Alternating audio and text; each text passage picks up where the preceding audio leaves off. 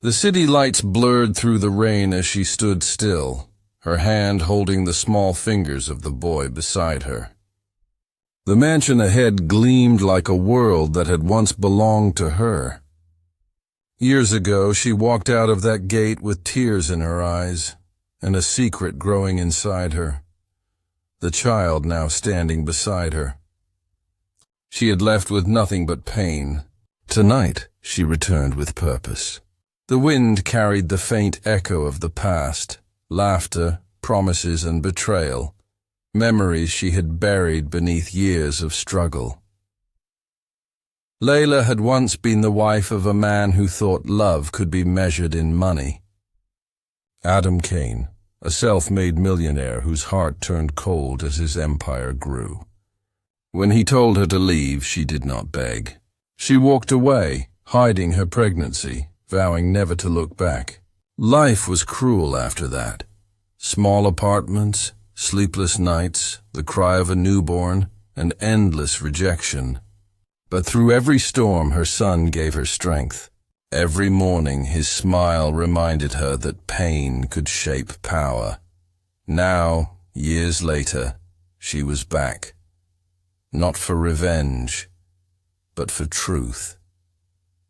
Her son had his father's eyes, sharp and deep, carrying questions she could no longer silence. She wanted answers. He deserved them. As lightning flashed, she whispered, "Are you ready?" The boy nodded softly. Her heart pounded as she stepped forward, each raindrop echoing the rhythm of 1,000 memories. The guards at the gate looked up. They didn't know the woman before them once owned the key. Tonight, the past would open its doors again.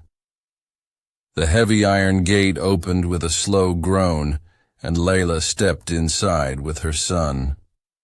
Every step felt like walking through time, each corner of the mansion whispering secrets of the life she once lived. The scent of polished marble, the faint music drifting from inside, and the golden glow of chandeliers reminded her how small she had once felt in a house built for appearances, not love.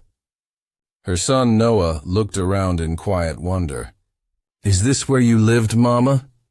he asked softly. She smiled faintly, her heart tightening.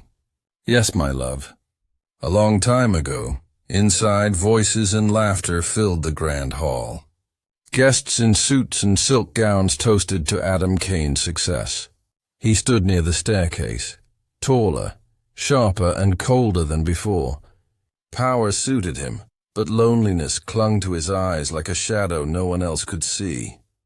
When his gaze accidentally fell on Layla, the glass slipped slightly in his hand.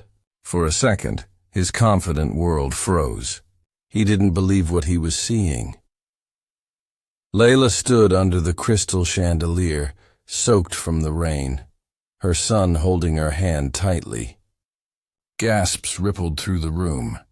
Some recognized her, some whispered. Adam's breath caught. "Layla?" he said finally, disbelief breaking through his control. Her lips trembled, but her voice was steady. "You told me to never come back. But there's someone you need to meet." She looked down at Noah, who stared curiously at the man who shared his eyes. The silence grew sharp, and every gaze turned toward them.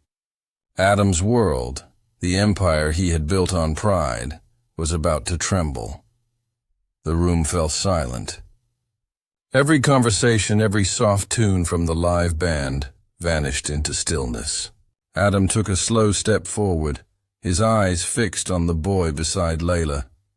The resemblance struck him like a storm. Same dark eyes, same sharp jawline, the same quiet intensity. His fingers trembled as he tried to speak, but no sound came out. Layla kept her chin high, refusing to show the fear that twisted inside her. Years had changed her. She wasn't the fragile woman he once dismissed. She was stronger now, forged by struggle and sleepless nights. "Who is he?" Adam finally asked, his voice rough. Layla's reply was calm, though her heart raced. His name is Noah. He's your son." The words hit harder than any slap. The crowd exchanged stunned glances, whispers flooding the hall. Adam blinked as if trying to erase what he heard. "That's impossible," he muttered. "You left me pregnant," she interrupted softly. "You told me to go, so I did." Noah watched them quietly, not understanding the weight of what was happening. Adam's pride warred with disbelief, while guilt slowly began to creep into his eyes. "You could have told me," he said bitterly. "You never asked me to stay," she answered. Her voice carried no anger, only truth. The tension between them grew thick enough to choke on. Adam turned toward his guests and murmured something. The party quickly dissolved, leaving only the echo of footsteps and rain. When the last guest left, Adam looked back at her. "Come to my office," he said coldly. "We'll talk there." But as Layla followed, she knew this wasn't just a conversation. It was a reckoning years in the making. The office door shut behind them with a soft click, sealing the storm inside. The rain beat against the tall glass windows, thunder rolling over the city like an echo of everything left unsaid. Adam stood behind his desk, hands pressed against the polished wood, his jaw tight. Layla stood across from him, calm but alert, her son sitting quietly on the couch nearby, his small fingers tracing patterns on the leather. The silence stretched, heavy and sharp. Then Adam spoke. "You should have told me," he said, his tone low. "You should have given me the chance to be his father." Layla met his gaze without flinching. "You didn't want to be anyone's anything," she said softly. "Not a husband, not a father. You wanted freedom, remember? I gave it to you." His eyes darkened. "You think that gives you the right to decide for both of us?" She took a step closer. "No, life did that. You told me to leave, Adam. You made the choice for me." He looked away, guilt flickering in his eyes, quickly hidden behind pride. "I built all of this for us," he muttered. "For a future," she shook her head. "No, you built it for yourself. You just didn't notice when love stopped living here." For a moment, neither spoke. The sound of rain filled the room. Then Noah's soft voice broke the tension. "Are you angry with Mama?" Adam turned, startled. The boy's eyes, his own eyes, looked up at him with innocence that disarmed every defense he had. Something inside him cracked. For the first time in years, Adam felt the weight of what he'd lost. "No," he said quietly, not angry. Layla saw it too. The man she once loved, buried under years of pride, beginning to breathe again. The following days unfolded like fragile dawns after long nights.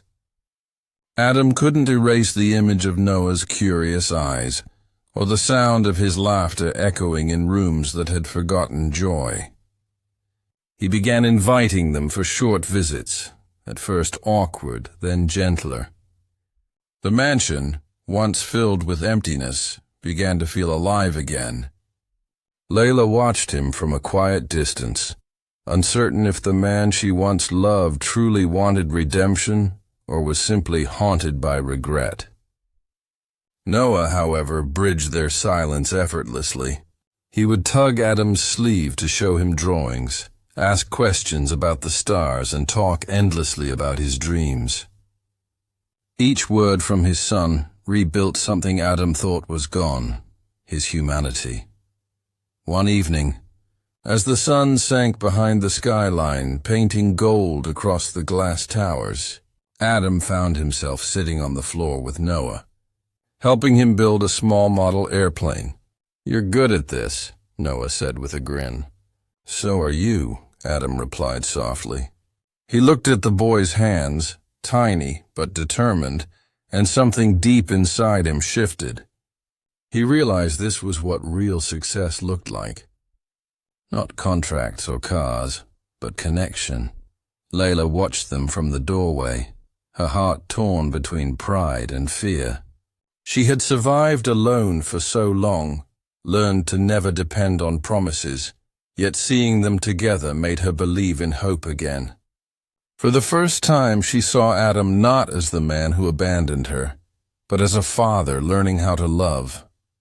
But deep down, she knew the test wasn't over. The heart may heal, but trust takes time to be reborn. The morning of the hearing arrived with a pale sky and heavy hearts. The soft hum of the city below couldn't hide the storm waiting inside the courthouse. Adam and Layla sat across from each other, their lawyers silent, their eyes locked not in anger this time, but in unspoken fear of losing the same thing. Between them sat Noah, swinging his legs, holding a toy car like it was his shield. The judge entered, her calm voice breaking the silence as she began reading the case file. Adam's company wanted him back overseas for a year. Layla wanted stability for their son. Both were right, both were afraid. When asked to speak, Adam rose. His voice wasn't the voice of a millionaire. It was the voice of a man who had finally learned what mattered. "I can rebuild any company," he said quietly. "But I can't rebuild my son's childhood if I miss it. I've made mistakes, but I won't make this one again." The room fell silent. Layla's eyes glistened, not from victory or pride, but from something deeper. Recognition. She knew that tone. It was the truth. The judge ruled shared custody. Equal time, equal love. For the first time in years, Layla felt peace settle inside her. As they left the courthouse, Noah reached out, holding both their hands. The moment felt simple, but it was everything. Months later, in a small home by the sea, they gathered around a dinner table, laughter filling the air like sunlight. Pain had forged them, but love had rebuilt them. They weren't the same people who broke. They were the ones who chose to heal.